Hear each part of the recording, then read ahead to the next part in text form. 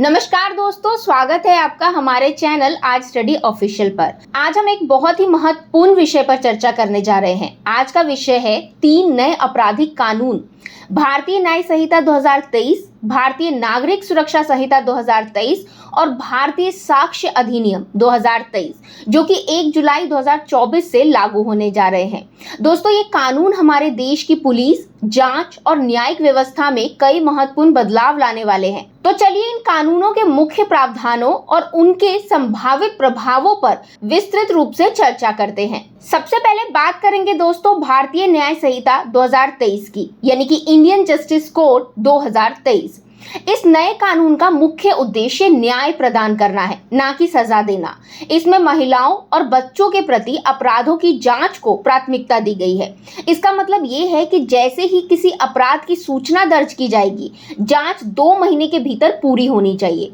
इसके साथ ही अब इलेक्ट्रॉनिक रूप से समन की तामील की जाएगी। इससे कानूनी प्रक्रियाओं में तेजी आएगी, कागजी कार्यवाही कम होगी और सभी संबंधित पक्षों के बीच समुचित संवाद सुनिश्चित होगा। इसकी विशेषताओं के बारे में बात करें दोस्तों, तो पहली विशेषता है महिलाओं और बच्चों के खिलाफ अपराध। इसमें महिलाओं और बच्चों के खिलाफ अपराधों की जांच को प्राथमिकता दी गई है और 2 महीने के भीतर जांच पूरी करनी ही होगी। इसके बाद दोस्तों EFIR और 0 FIR। अब किसी भी व्यक्ति को पुलिस थाने जाने की आवश्यकता नहीं होगी, वो इलेक्ट्रॉनिक संचार माध्यम से FIR दर्ज करा सकता है। इसके बाद जो तीसरी विशेषता है वो है गिरफ्तारी और जमानत। मामूली अपराधों में पुलिस आरोपियों को हथकड़ी लगाने से परहेज करेगी जब तक कि आरोपी का पुराना आपराधिक रिकॉर्ड ना हो। चौथी विशेषता है फोरेंसिक सबूत। गंभीर अपराधों के लिए फोरेंसिक विशेषज्ञों का अपराध स्थल पर जाना और सबूत एकत्र करना अनिवार्य कर दिया गया है। अब बात करते हैं दोस्तों भारतीय नागरिक सुरक्षा संहिता 2023 की, यानी कि इंडियन सिविल प्रोटेक्शन कोड 2023। दोस्तों, इस कानून का उद्देश्य न्याय प्रदान करने में देरी को कम करना है।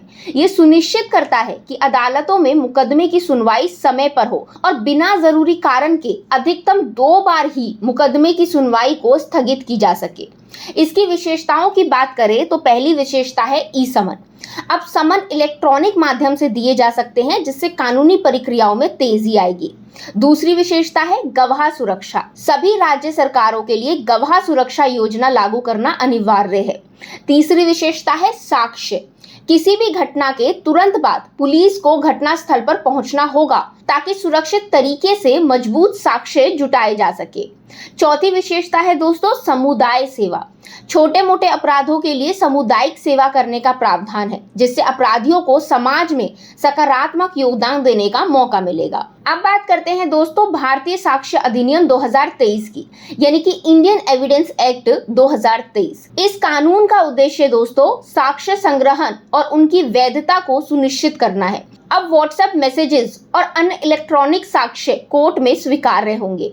इसकी विशेषताओं की बात करें तो पहली विशेषता है डिजिटल साक्ष्य, यानी कि ऑडियो वीडियो रिकॉर्डिंग और फोरेंसिक जांच को अनिवार्य कर दिया गया है। दूसरा है पीड़िता की सुरक्षा। पीड़िता का बयान उसकी सुविधा अनुसार जगह पर दर्ज किया जाएगा, जिससे उसकी सुरक्षा और मर्यादा बनी रहे। तीसरा है दोस्तों साक्ष्य की वीडियोग्राफी। सभी जघन्य अपराधों के अपराध दृश्यों की अनिवार्य वीडियोग्राफी की जाएगी। दोस्तों, केंद्र सरकार ने इन कानूनों के क्रियान्वयन के लिए व्यापक जागरूकता फैलाने के उद्देश्य से विभिन्न पहल शुरू की है। पुलिस कर्मियों, जेल कर्मियों, अभियोजकों, न्यायिक अधिकारियों और फोरेंसिक कर्मियों के साथ साथ आम जनता को इन कानूनों के बारे में जागरूक किया जा रहा है। अब बात करते हैं दोस्तों महिलाओं और बच्चों के लिए जो विशेष प्रावधान है। नए कानून में महिलाओं और बच्चों के प्रति विशेष प्रावधान किए गए हैं, जैसे कि निशुल्क प्राथमिक उपचार। सभी हॉस्पिटल्स में महिलाओं और बच्चों के खिलाफ अपराध के पीड़ितों को निशुल्क प्राथमिक उपचार या चिकित्सीय उपहार मुहैया कराया जाएगा। सेकेंड है दोस्तों बयान दर्ज करने की सुविधा। महिलाओं के खिलाफ कुछ अपराधों में पीड़ित के बयान दर्ज किए जाएंगे और जहां तक संभव होगा कोई महिला मजिस्ट्रेट ही बयान दर्ज करेगी। तीसरा है दोस्तों व्यक्तिगत सुरक्षा। पीड़िता अब अपनी सुविधा अनुसार जगह पर बयान दर्ज करा सकती है और पुलिस उसके बताए हुए जगह पर जाकर ही उसका बयान दर्ज करेगी। अब बात करते हैं इन नए कानूनों के प्रभावों की। तो दोस्तों, इन नए कानूनों से संपूर्ण आपराधिक न्याय प्रणाली और समग्र रूप से समाज को लाभ होगा। इसके लागू होने से न्याय प्रणाली में पारदर्शिता और विश्वास बढ़ेगा। कानूनी प्रक्रियाएं सरल और तेजी से संपन्न होंगी।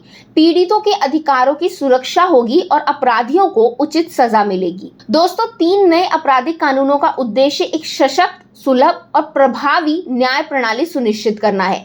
इसके लागू होने से न केवल न्याय की प्रक्रिया में सुधार होगा, बल्कि महिलाओं और बच्चों के प्रति अपराधों के मामलों में भी तेजी से न्याय मिलेगा।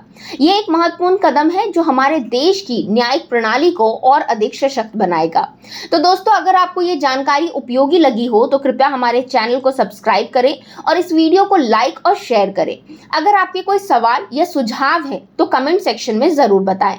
हम आपके सवालों का जवाब देने के लिए हमेशा तैयार हैं। हमारे साथ जुड़े रहें और इसी तरह की महत्वपूर्ण जानकारियों के लिए देखते रहें आज स्टडी ऑफिशियल। Thank you.